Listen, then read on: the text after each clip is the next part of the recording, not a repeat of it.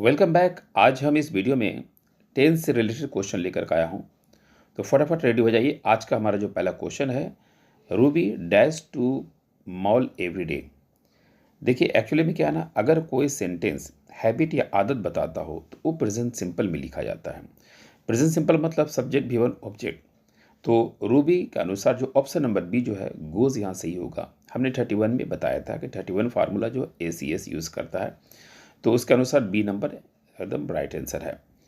अगला क्वेश्चन हमारा है, Mohan and Rahul dash football since morning. यानी मोहन एंड राहुल जो है सुबह से जो फुटबॉल खेल रहा है। तो कहीं ना कहीं ये घटना क्या है, पास्ट में शुरू है और प्रेजेंट में ही चल रहा है, तो वो ऑलरेडी प्रेजेंट परफेक्ट कंटिन्यूस में जाता है। प्रेजेंट परफेक्ट कंटिन्यूस मतलब हैज़ हैव के साथ जो बीन लगेगा वो होना चाहिए। लेकिन ये जो आपका मोहन राहुल का है ये प्लूरल है, तो आपको वर्ब भी प्लूरल लगेगा, इसलिए ऑप्शन नंबर बी हमारा सही होगा। हैव बीन प्लेइंग जो है सही आंसर होगा। अगला क्वेश्चन हमारा है, the sun dash in the east. देखिए सूरज का निकलना, सूरज का डूबना, ये सब यूटी में आता है। यूटी का मतलब है यूनिवर्सल ट्रूथ। तो जो यूनिवर्सल ट्रूथ होता है वो प्रेजेंट सिंपल में लिखा जाता है। तो प्रेजेंट सिंपल के अनुसार जो ऑलरेडी आपका ऑप्शन नंबर डी हमारा सही आंसर होगा। लेकिन यहाँ बी नहीं होगा। क्यों नहीं होगा? क्योंकि द सन क्या नॉन है, और सन की नॉन है तो नॉन ऑलरेडी क्या है, थर्ड पर्सन आता है। और ऑलरेडी जो है सन एक है तो ये सिंगुलर हो गया, तो 31 आ रहा है। 31 के अनुसार ACS का हमने जो फार्मूला बताया था, तो इसलिए बी रॉन्ग होगा, डी नंबर आपका सही आंसर होगा। नेक्स्ट क्वेश्चन हमारा है, the earth dash round the sun. हमने कहा था कि जो यूटी होता है, जो यूनिवर्सल ट्रूथ होता है, तो वो प्रेजेंट सिंपल में लिखा जाता है। तो 31 फार्मूला के द्वारा भी जो ऑलरेडी आप इसको चेक कर सकते हैं। तो यहाँ पर क्या होगा ना, रिवॉल्व्स होगा, क्योंकि ऑप्शन नंबर सी हमारा सही आंसर होगा। फिर वही बी नहीं होगा, क्योंकि अर्थ ऑलरेडी नाउन है और नाउन क्या होता है, थर्ड पर्सन। अर्थ जो है सिंगुलर माना जाता है, तो 31 हो रहा है। 31 के अनुसार जो ACS लगेगा, तो ACS ऑप्शन नंबर सी हमारा दिया हुआ है, ये हमारा जो है सही आंसर होगा। अगला क्वेश्चन हमारा है, my sister dash up early in the morning. अब देखिए ये भी क्या बता रहा है, एक हैबिट बता रहा है कि सुबह में उठना, सुबह में मॉर्निंग वॉक करना, यानी जो भी आप हर दिन काम करते हैं, एक हैबिचुअल सेंटेंस होता है, एक आदत होती है। तो हैबिचुअल सेंटेंस या आदत वाले सेंटेंस जो वो हमेशा प्रेजेंट सिंपल में लिखा जाता है। तो प्रेजेंट सिंपल में लिखा जाता है मतलब सब्जेक्ट भी वन ऑब्जेक्ट होना चाहिए। तो इसलिए यहाँ ऑप्शन नंबर जो हमारा सी जो सही होगा, गेट्स होगा। My sister gets up early in the morning. Next question देखता हूँ। अगला क्वेश्चन हमारा है, she dash while her mother watching TV। तो यहाँ पर देखिए आपके ऑप्शन जो है 4 दिया हुआ, is dancing, was dancing, has dance या डांस। तो देखिए पास्ट में अगर दो काम हो रहा है और टाइम एक ही टाइम पे जो है दो काम हो रहा है, तो उसके लिए हम लोग वाइल लगाते हैं। तो वाइल लगाते हैं तो एक्चुअली में क्या होता है ना, वो दोनों जो है वो पास का कंटिन्यूस में जाएगा।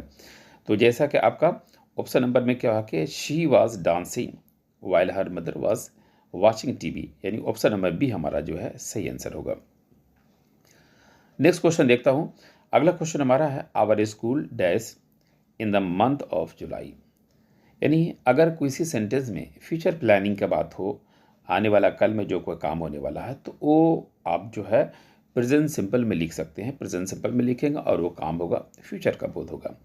तो यहाँ क्या होता है, जुलाई के महीने में स्कूल खुलने वाले हैं, तो यहाँ पर क्या होगा, आवर स्कूल, यानी यहाँ पर जो आपका होना चाहिए ऑप्शन नंबर जो है सी, ओपन सो का यूज़ होगा, क्योंकि स्कूल नाउन है और नाउन ऑलरेडी क्या होता है, वो थर्ड पर्सन में जाता है।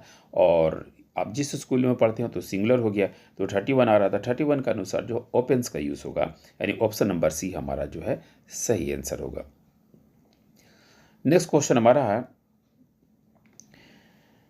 नीमा ऑलवेज डैश द ट्रूथ।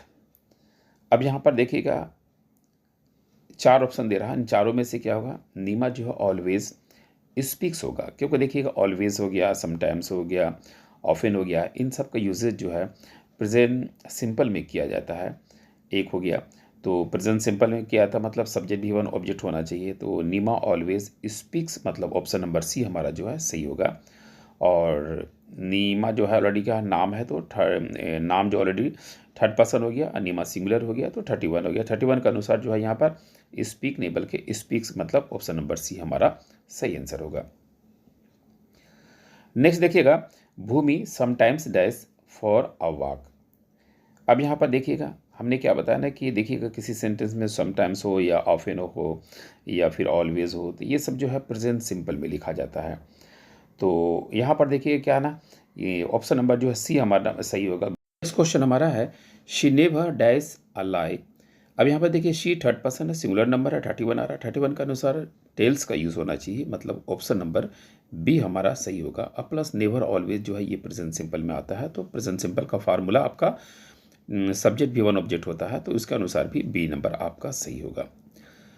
अगला क्वेश्चन हमारा है वी शैल वेट टिल सपना डैश।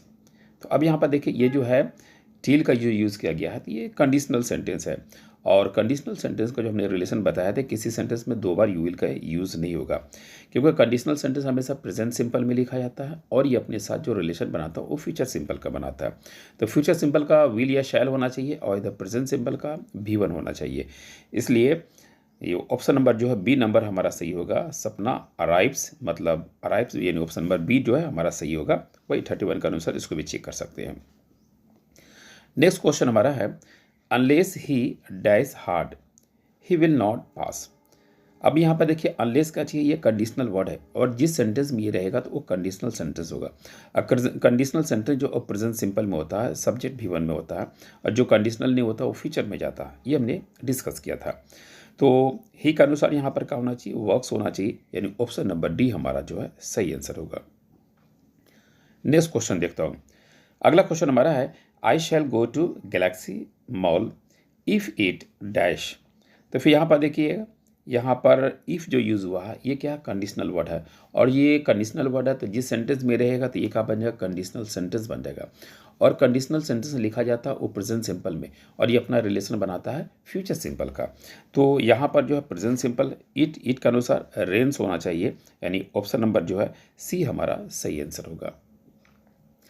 नेक्स्ट क्वेश्चन देखता हूँ। अगला क्वेश्चन हमारा है I shall go to Asansol in case Poonam dash me. तो अब यहाँ पर देखिए क्या इन केस क्या है, ये एक कंडीशनल वर्ड है, और जिस सेंटेंस में ये आएगा ये कंडीशनल सेंटेंस बन जाएगा। तो जब ये कंडीशनल सेंटेंस बनेगा तो नेचुरली का इनका जो रिलेशन बनता है वो फ्यूचर सिंपल से बनता है। तो प्रेजेंट सिंपल का हमने फार्मूला क्या बताया था, सब्जेक्ट भी वन ऑब्जेक्ट। तो यहाँ पर पूनम के अनुसार यहाँ पर आ गया आस्क, मतलब ऑप्शन नंबर सी हमारा जो है सही आंसर होगा। नेक्स्ट क्वेश्चन देखता हूँ। अगला क्वेश्चन हमारा है I shall wait till it dash 11। तो यहाँ पर टिल जो यूज़ हुआ है ये क्या है, कंडीशनल वर्ड है, और कंडीशनल वर्ड प्रेजेंट में, और इनका जो रिलेशन बनता है फ्यूचर, यानी कंडीशनल सेंटेंस हमेशा जो है प्रेजेंट और फ्यूचर जो है एक रिलेशन बनाता है। तो इट के अनुसार यहाँ का स्ट्राइक्स, यानी ऑप्शन नंबर सी हमारा जो है सही आंसर होगा। नेक्स्ट देखता हूँ।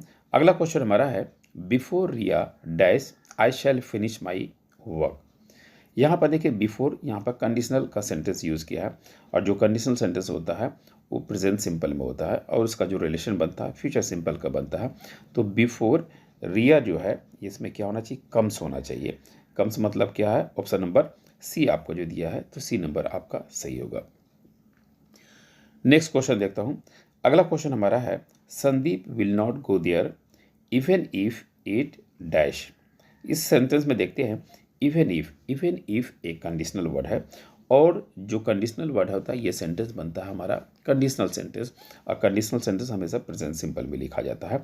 तो प्रेजेंट सिंपल में इसलिए इवन इफ इट रेन्स होगा, यानी ऑप्शन नंबर जो हमारा सी जो है ये सही आंसर होगा। नेक्स्ट देखता हूँ। अगला क्वेश्चन है when you dash I shell give you a gift.